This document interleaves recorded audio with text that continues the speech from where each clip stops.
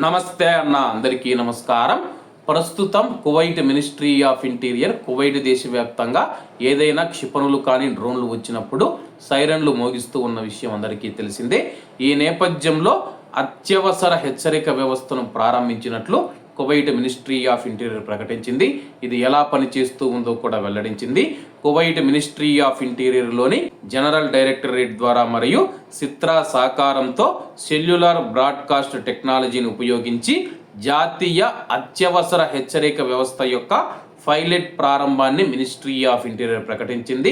అలాగే కువైట్ దేశం పైన కొనసాగుతూ ఉన్న ఇరాన్ దురాక్రమణకు సంబంధించి జరిగిన మీడియా సమావేశంలో హెచ్చరిక వ్యవస్థల విభాగాధిపతి లెఫ్టినెంట్ కల్నల్ యూసఫ్ ఆల్ ఒతైబీ గారు కువైట్లోని ప్రజల ప్రాణాలకు మరియు వాళ్ళ యొక్క భద్రతను కాపాడటానికి అధికారిక నిజ సమయ హెచ్చరికలను నేరుగా మొబైల్కు అందించడం ద్వారా ముందస్తు హెచ్చరిక సామర్థ్యాలను బలోపేతం చేయడమే ఈ నిర్ణయం యొక్క లక్ష్యమని తెలపడం జరిగింది.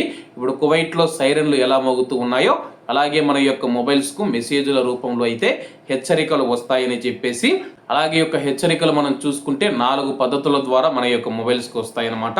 మొదటిది మనం చూసుకుంటే అత్యవసర టోన్తో కూడిన జాతీయ హెచ్చరిక అన్నమాట.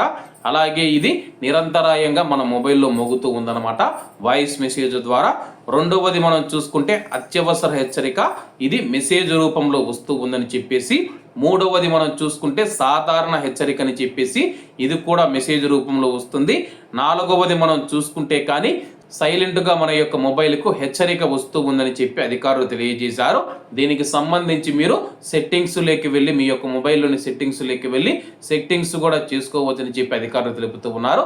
ఏది ఏమైనా సరే కానీ అలాగే మీ యొక్క మొబైల్కు కూడా అత్యవసరంగా ఏదైనా హెచ్చరిక మెసేజ్ వచ్చినా భయపడవలసిన అవసరం లేదు. అటువంటప్పుడు సురక్షితంగా వెళ్ళి సిర్దాపులో దాంకోవడం మంచిదని చెప్పేసి అధికారులు తెలుపుతూ ఉన్నారు. కాబట్టి అందరూ బాగుండాలి, ఎందులో మనం ఉండాలి. అందరికీ నమస్తే అన్న, జై హింద్.